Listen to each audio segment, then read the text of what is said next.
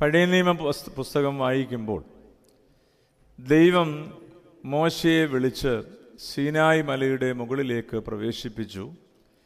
ന്യായപ്രമാണത്തിൻ്റെ അനുഗ്രഹീതമായ അംശങ്ങളെ കൽപ്പലകയിൽ എഴുതി ദൈവം തമ്പുരാൻ മോശയെ ഏൽപ്പിച്ചു. ഇതൊരു ഉടമ്പടിയായി വേദപുസ്തകം ചിത്രീകരിക്കുന്നു. ഇതിൻ്റെ ഓർമ്മ പുതുക്കുവാൻ തക്കവണ്ണം പഴയ നിയമ പശ്ചാത്തലത്തിൽ anniversary of receiving the commandments from Yahweh through Moses, ഈ ഒരു അർത്ഥത്തിൽ ഇതിനെ ഫീസ്റ്റ് ഓഫ് ദ ഹാർവെസ്റ്റ് എന്ന് വിളിച്ചുകൊണ്ട് ആചരിക്കാറുണ്ട്, ആഘോഷിക്കാറുണ്ട്. ഇന്നും യഹൂദ പാരമ്പര്യത്തിൽ ഈ ദിവസത്തിന് വലിയ പ്രസക്തിയും പ്രാധാന്യവും പഴയ നിയമ പശ്ചാത്തലത്തിൽ അവർ കൊടുക്കുകയും ചെയ്യുകയാണ്. എന്നാൽ പുതിയ നിയമത്തിൽ അതിനെ അടിസ്ഥാനമാക്കി പഴയ നിയമത്തിൻ്റെ പശ്ചാത്തലമുണ്ട്. എന്നാൽ പുതിയ നിയമത്തിൻ്റെ ജീവിതക്രമത്തെ അടിസ്ഥാനമാക്കി ക്രിസ്തു പഠിപ്പിച്ച സ്നേഹത്തിൻ്റെ പ്രമാണങ്ങളിൽ ഇതിൻ്റെ പ്രസക്തി എന്താണെന്ന് ചുരുക്കമായി ഞാൻ പറയുവാനും പരാമർശിക്കുവാനും ഇഷ്ടപ്പെടുകയാണ്. Today is the birthday of Christianity. So what you mean by Christianity? It is a way of life. അതൊരു ജീവിത ശൈലിയാണ്, ജീവിത വ്യവസ്ഥയാണ്. ധാരാളം മതപിതാക്കന്മാർ അല്ലെങ്കിൽ മത സ്ഥാപകന്മാർ പല ജീവിത ശൈലികളും പരിചയപ്പെടുത്തിയപ്പോൾ ക്രിസ്തു പഠിപ്പിച്ചൊരു ജീവിത ശൈലിയിൽ അതിൻ്റെ ഊർജത്തിൽ അനുകരിക്കുവാൻ 50 ദിവസം കഴിഞ്ഞപ്പോൾ, ഉത്ഥാനത്തിൻ്റെ 50-ാം ദിവസം കഴിഞ്ഞപ്പോൾ ദൈവത്തിൻ്റെ വാക്കുകളെ കേട്ട് അനുഗ്രഹീതമായ പ്രാർത്ഥന നിർവഹിക്കുന്ന സമൂഹത്തിൻ്റെ മുമ്പിലേക്ക് അഗ്നിനാവിൻ്റെ രൂപത്തിൽ പരിശുദ്ധാത്മാവ് കടന്നു വരികയാണ്. തീനാവായി കടന്നു വരുന്ന ആ ആത്മാവിൻ്റെ ശക്തി ശിഷ്യന്മാരുടെ മേൽ പ്രവേശിച്ചപ്പോൾ അതവർക്ക് പുതുജീവനും പുതിയ ചൈതന്യവും നൽകി. ആ ആവേശമാണ് ക്രൈസ്തവ സഭ വിവിധ സ്ഥലങ്ങളിലേക്ക് വ്യാപിച്ച് ഇന്ന് ലോകമെമ്പാടും പ്രചരിക്കുവാനും ആ സ്നേഹത്തിൻ്റെ സത്വത്തെ ഹൃദയത്തിൽ പിടിക്കുവാനും കാരണമാകുന്നത്. ഇതാണ് അതിൻ്റെ ഒന്നാമത്തെ പ്രത്യേകത. രണ്ടാമത്, today is an anniversary of coming of the Holy Spirit upon the apostles. ക്രൈസ്തവ സഭയുടെ ഉത്ഭവം ഇന്നാണ്. ശ്ലീഹന്മാരുടെ മേൽ പരിശുദ്ധാത്മാവിൻ്റെ ശക്തി അതിശ്രേഷ്ഠമായി കടന്നു വന്നൊരു ദിവസമായി ഇതിനെ പരിഗണിക്കുന്നു. വീണ്ടും for us it is a time to renew the power and quality of Holy Spirit. നമുക്ക് പരിശുദ്ധാത്മാവുണ്ടോ?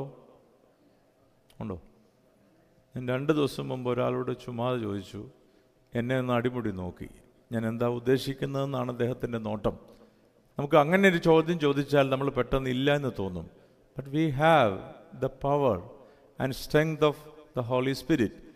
അതിനെ വീണ്ടും പ്രോജ്വലിപ്പിക്കുകയാണ്. സിമ്പിൾ ഒരു എക്സാമ്പിൾ പറഞ്ഞാൽ, വല്യമ്മച്ചിമാരൊക്കെ പണ്ട് ഗ്യാസ് സ്റ്റൗ ഒന്നും ഇല്ലാതിരുന്ന കാലഘട്ടത്തിൽ തലേ ദിവസത്തെ തീ കൂട്ടി ചാരമായിട്ടിങ്ങനെ കൂട്ടി വെക്കും. രാവിലെ അമ്മച്ചി ചെന്ന് എന്താ ചെയ്യുന്നത്? ആദ്യം ചെയ്യുന്നത് കണ്ടിട്ടുണ്ടോ? ഉടനെ ലൈറ്റർ വെച്ച് ഇങ്ങനെ ഓണാക്കുമല്ലോ ചെയ്യുന്നത്. സ്വിച്ചല്ല ഞെക്കുന്നത്, ശക്തമായിട്ട് ഊതും. ആ ചാരത്തിൻ്റെ ഉള്ളിൽ ഒരു ചെറിയ കനൽ കാണും. ആ കനലിനെ പ്രോജ്വലിപ്പിക്കും. ആ കനലിനെ പിറ്റേ ദിവസത്തേക്കുള്ള അഗ്നിയാക്കി മാറ്റുന്നു. So we are doing the same thing through the feast of Pentecost. നമ്മളിലൊരു തീക്കണലുണ്ട്. അത് ലോകത്തിൻ്റെ വ്യാപാരങ്ങളുടെ മധ്യത്തിൽ അണയാറാകുമ്പോൾ അതിനെ വീണ്ടും പ്രോജ്വലിപ്പിക്കുവാൻ കിട്ടുന്നൊരു നല്ല ദിവസമായിട്ട് ഇതിനെ കാണണം. വീണ്ടും പറഞ്ഞാൽ, it is a season to turn from ignorance to prudence. prudence എന്ന വാക്ക് ഗൂഗിളിലോ ഡിക്ഷണറിയിലോ, ഇപ്പം നമ്മൾ ഡിക്ഷണറിയിലല്ല നോക്കുന്നത്, പെട്ടെന്ന് അർത്ഥം നോക്കുന്നത് എവിടെയാ? എല്ലാം ഗൂഗിളില്ല. ഏത് ചോദ്യത്തിനും ഞാനും നോക്കുന്നത് അങ്ങോട്ടാണ്, നമ്മളൊക്കെ നോക്കുന്നത്. prudence means an ability to govern oneself through the use of reason, combining careful judgment, foresight and caution.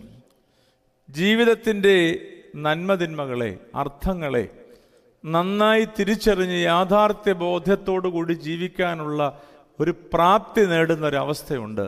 അത് ലഭിക്കാൻ നമ്മളെ സഹായിക്കുന്നതാണ് പരിശുദ്ധാത്മാവിൻ്റെ ശക്തി. നമ്മൾ പലപ്പോഴും ഈ പെന്തക്കോസ്ത് ദിവസം അറിയാതെ ചോദിക്കുന്നൊരു ചോദ്യമുണ്ട്, എപ്പോൾ തുടങ്ങും, എപ്പോൾ തീരും? ശരിയാ, ഞങ്ങളും കൺസേൺഡാണ്. ഇത് എപ്പോൾ തീരുമെന്നുള്ളതിനെക്കുറിച്ച് വളരെ കൺസേൺഡാണ്. കാര്യം ഒരു 12 മണിയൊക്കെയാണ് തീരുന്നതെങ്കിൽ അറിയാതെ നിങ്ങൾ ഞങ്ങളെ ഒരു നോട്ടം നോക്കും. എന്തു വച്ചാ ഇതൊക്കെ കുറച്ചുകൂടെ എന്നൊക്കെ തോന്നും. എനിക്കും ഈ ബാലിശമായ ചിന്തകളൊക്കെ ഉണ്ട്. പക്ഷേ ഇത് വർഷത്തിൽ എല്ലാ ദിവസവും ഉണ്ടോ? ദുഃഖ വെള്ളിയാഴ്ച വർഷത്തിൽ എത്ര പ്രാവശ്യമാണ്? ഒറ്റ പ്രാവശ്യമേ ഉള്ളൂ. ബർത്ത്ഡേയും ഒറ്റ പ്രാവശ്യമേ ഉള്ളൂ.